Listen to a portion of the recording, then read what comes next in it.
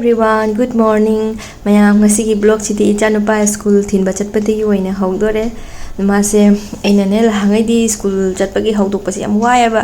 Ado ngasi se mo school da children's day gi ne celebration layaba. Aduduna party haina ta panbada masum hawgole phuk launa jam kuin hawdokna ba mathau tadre. Do mase aina themaga mamai mi tathokpa pujamina ba mabudi iru thoke haije ina iru thondre masaje narakani aina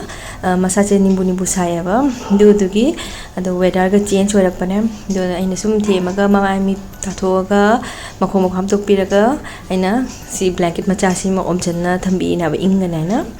ado ma se sangong ga oats ka jam pamji yaba do sangong ga oats ka se pijaraga hoina ngasi breakfast oire do ma se ngasi school chapadane moi casual wear hairiaba uniform se laroi moi celebration leibani na ne do mase ina jeans ka track pant ga puthok pane ba do track pant chi oina set lani aina hai do mase sida ina lotion bire do set liba magi si jacket chi ma yam pamjau re ba harau je ki bai ma na si set pa siga chong se je ngai leiting siga do mai se kenom toine ma I leiting siga do gini mana camera ma mang siga kai kena pujung torami do ado la ai mo do ina ne lai se tena magi sunglass to ma puthok pirak pane ma umning ba mukcha sanoina do aina puthore singi ma amata pam de ma oina khalura ga ina ma se chakhrane ba ma se aina tawbo to mana pamjadra ba do duni mai angang chawradi hoi gi choice ka jarakte mo ya pam ba tawda jarakte do ma chong je jong du na ba loi kaw gare ma se moi party le na ngai cha che school da kitang celebration party ma cha ma tawda de mo ji harau mana aduni mo angang gi hona bi nungai ka chani moi se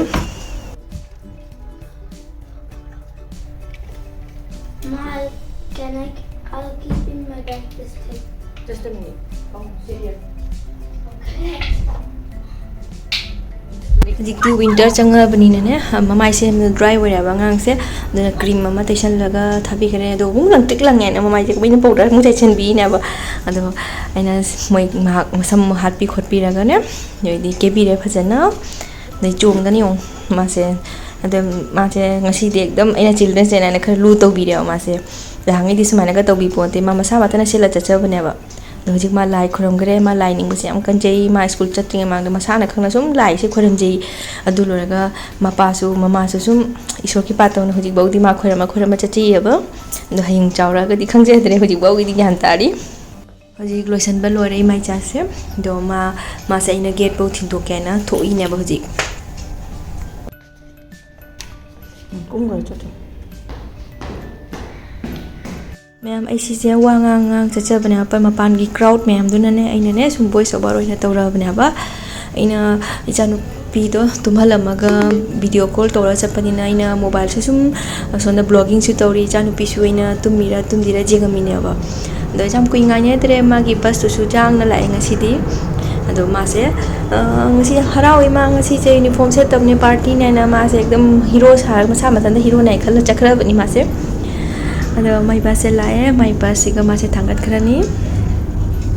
सिददी school से ngन हौबनीना इचानुपागी school bus से 7:20 दा लाइयाबा अदो मासे चखरबनीना इ हुजी जुमदा इचानुपी से तुम हौयाबा अदो की मु खलग पप लाए के चिंताबुदी दोम लेते के वीडियो कॉल तौरबनीना ने ऐसे मोबाइल वीडियो जेंग चलीना मासे तुमेरा तुमद्रेना हैना अदो मासे तुमना लेबनीना चिंताबुदी लेते अदो हुजी जुमदा जौरागा इचानुपी से ngahak hagol sanarame adu loraga mase tumhan garaga ne inane mapan pamgi wasit wasam bachaina tawina ba mase tumhan gra hatungda do ngasi se khoi jum sing soi banina thabakti khara kan dori ko ngasi se do si mayam se sitba sengba loraga ne aina kumu white to khotok namuk tawrani kai ginai di mapan je mi yam chatok asin yam tawya ba de ichanupi na ka mapan tho ngahak kan di sanabaga phambaga tawani ne white te baja te ba nongotang skip to ba hekta nungai te ba duna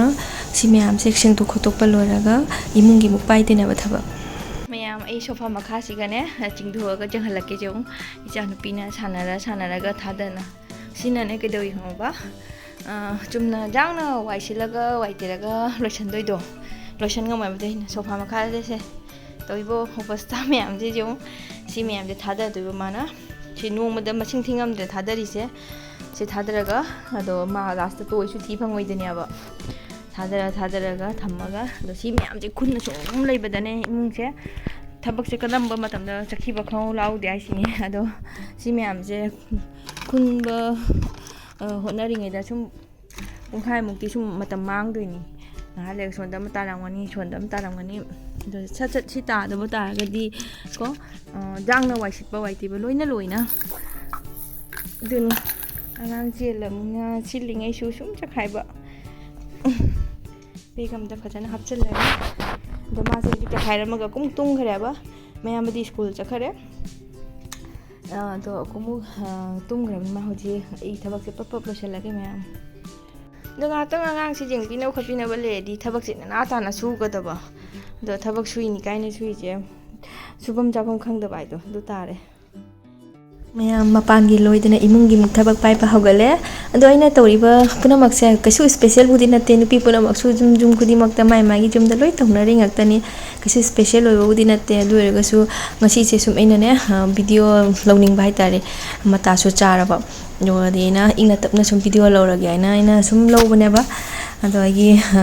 नोमगी duty से कमाई तौगे अदुसे इचा नुपाना चारमबगी मागी चाना अमांगबा लुखाकसिंगदो पुसोगा थमगरे सिंगता होजिक table मोइन सेंगदोइनी अदो वाइसिट वाइसेंबा लोरगा डस्टबिन गजे हाइदि गार्बेज बैग तो पुथोगा थमनिया बाबादा मोइ कुरा लाकनेबा लौबा अदो होजिक वाइटेबा खोटपा वाइसिटपा लोरमनिना सी मैम से वाइटेना खोटना तौरकपदा हाइपेटिट थिंगदुरी काचिन कोया लामबदा कइगिनो आइदि आंगांग चेनबनिना इचानुपी तुमिङेदा थबक मैम से लोइनबा होना हौरिनेबा होजिक मता चाना चु लैहौरे मा तुमिङेदा आई इरु थोकना खोतना लाइदुपुदि थाद्रे को दो आई हस्बैंड की फोन लामेबा कोइ मपागी दो मागा मो हाक वारी सुनारे मागा मो वारी हाक वारी सुनार फमगा सुम ब्रेकफास्ट का चाद्रेदा होजिक बौगिदि मतम से सुम थेंजन गरे थबक से लोइरकपदा मरकते इचानुपी हौगलमबदो दुना थेंदोखरेबा अदो इदि इना सुम फमना लैरिङैदने इचानुपी से मता चाना हौगलकपगी मखोन तायने इसे चेंछलिने अब मासे हगोतना लेरमे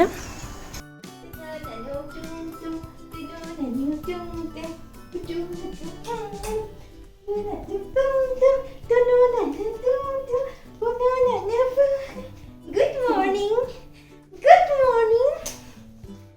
Good morning. Happy mutta hogoliba. Happy. Kitty. Mama Kitty. Punshi, I love you.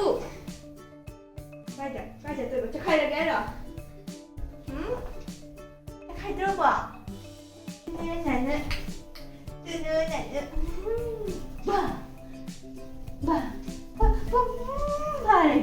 Apa lagi?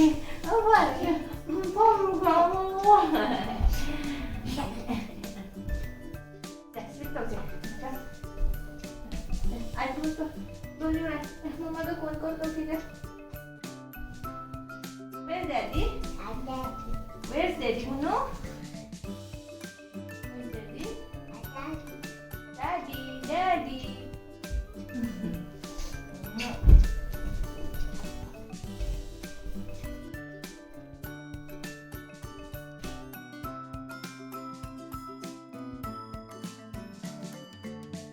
इचानुपी हगोलकपगा विंडो से हांगदोगने मासिनी से सी जेंगबा हौदोनी माइ रोमा कौग्रने रोमा से माइ मयाम से माना रोमा कौइए ताचौ कौगा जादे अदो नसी से खोइना प्लाइवुड नपसलिनेबा आंगांग से सिगा जामना मखचम हाइदि मकोक से लिथो सानारिबा दो किजदना प्लाइवुड से नपसलिनेबा मी कौरगा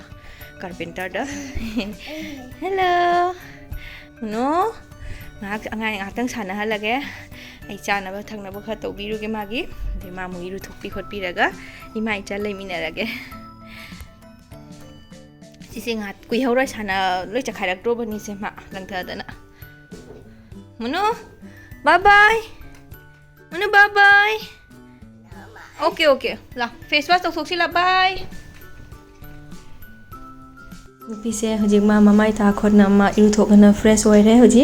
ma se ina mai breakfast ta bread omelette oina taubi banaba na ma mache sagai raga ma masa mathan sum chaba heire nupi se ma chari na thadokpa yade ba mangonda haura kholaga khara lakna khara tau na pizza bataba natadi ma se hundomaga ina ta mu chelane ba kitchen da aduna mai manakta sum ma che haura kholaga खरा माना चा खरा मुग अइना इनपी दुमाइन तौरगा मासे pizza थोनी bread omelette सिमा पुरा माइ breakfast ची मने सिनी माइ ब्रेकफास्ट ngasiगी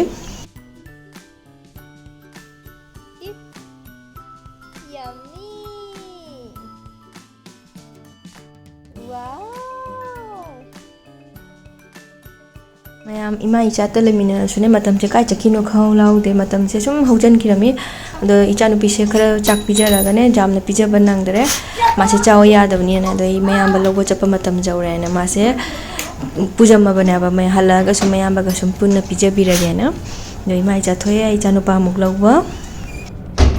ꯑꯩꯈꯣꯏꯅꯅꯦ ꯒꯥꯔꯤ ꯄꯥꯔꯀꯤꯡꯗ ꯂꯥꯛꯏꯁꯤꯅꯅꯦ ꯑꯩꯈꯣꯏ ꯒꯥꯔꯤ ꯆꯥꯝꯍꯟꯕ ꯅꯨꯄꯥꯗꯣ ꯑꯗꯨꯝ ꯅꯨꯡꯇꯤꯒꯤ ꯆꯥꯝꯍꯜꯂꯦꯕ ꯍꯧꯖꯤꯛꯁꯨ ꯃꯄꯥ ꯆꯠꯈ꯭ꯔ ꯃꯇꯨꯡꯗꯁꯨ ꯅꯨꯡꯇꯤꯒꯤ ꯃꯄꯥ ꯃꯤꯅꯦꯕ ꯆꯠꯈꯤꯁꯦ ꯑꯗꯣ ꯆꯠꯈ꯭ꯔꯁꯨꯅꯦ ꯑꯗꯨꯝ ꯆꯥꯝꯍꯜꯂꯕꯅꯤꯅ ꯑꯩꯅ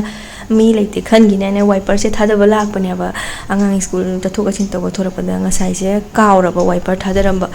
ꯑꯗꯣ ꯑꯩꯅ ꯍꯧꯖꯤꯛ ꯅꯤꯡꯁꯤꯡꯉꯛꯇꯅ ꯊꯦꯡꯉꯁꯨ ꯊꯦꯡꯅ ꯁꯤꯁꯦ ꯊꯥꯗꯕꯤꯔꯝꯃꯦ ꯀꯥꯏꯅ ꯍꯣꯔꯦꯟꯗꯤ ꯑꯉꯥꯡꯅꯦ ꯀꯩꯅꯦ ꯅꯨꯡꯉꯥꯏꯇꯦ ꯋꯥꯏꯌꯦꯅꯅꯦ ꯍꯧꯖꯤꯛ ꯊꯥꯗꯕꯤꯔꯝꯃꯒ ꯏꯃꯥ ꯏꯆꯥꯀ ꯑꯃꯨꯛ ꯆꯠꯂꯦ ꯒꯦꯠ ꯃꯄꯥꯟꯗ ꯃꯌꯥꯝꯕ ꯂꯧꯕ ꯍꯧꯖꯤꯛ ꯃꯌꯥꯝꯕ ꯑꯃꯨꯛ ꯂꯥꯛꯑꯅꯤ ꯑꯗꯨ ꯍꯧꯔꯦ ꯑꯗꯨ ꯐꯪꯅꯕꯒ ꯆꯣꯡꯕ ꯍꯧꯔꯦ ꯑꯗꯨ ꯁꯦ ꯃꯈꯨꯠ ꯆꯝꯃꯒ ꯂꯥꯛꯃꯤꯟꯅꯔꯣ ꯂꯥꯛꯃꯤꯟꯅꯔꯣꯁꯦ ꯂꯥꯛꯃꯤꯟꯅꯔꯣ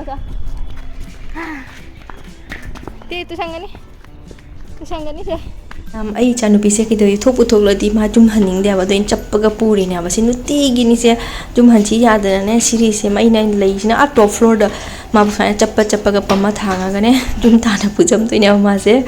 ꯃꯌꯥꯝ ꯖꯨꯝ ꯇꯧꯔꯕꯅꯤ ꯕ꯭ꯂꯣꯛꯁꯦ ꯁꯤꯗ ꯂꯣꯏꯁꯤꯜꯂꯒꯦ ꯕ꯭ꯂꯣꯛꯁꯦ ꯌꯥꯝ ꯁꯥꯡꯈꯤ ꯇꯥꯔꯦꯀꯣ ꯃꯊꯪꯒꯤ ꯕ꯭ꯂꯣꯛꯇ ꯑꯃꯨꯛ ꯐꯪꯅꯔꯁꯤ ꯃꯌꯥꯝ ꯑꯩꯒꯤ ꯕ꯭ꯂꯣꯛꯁꯦ ꯅꯨꯡꯉꯥꯏꯇꯦ ꯄ꯭ꯂꯤꯖ ꯀꯃꯦꯟ ꯍꯥꯏꯕꯤꯔꯝꯃꯨꯀꯣ ꯃꯌꯥꯝ ꯊꯦꯡꯛꯁ ꯐꯣꯔ ꯋꯥꯆꯤꯡ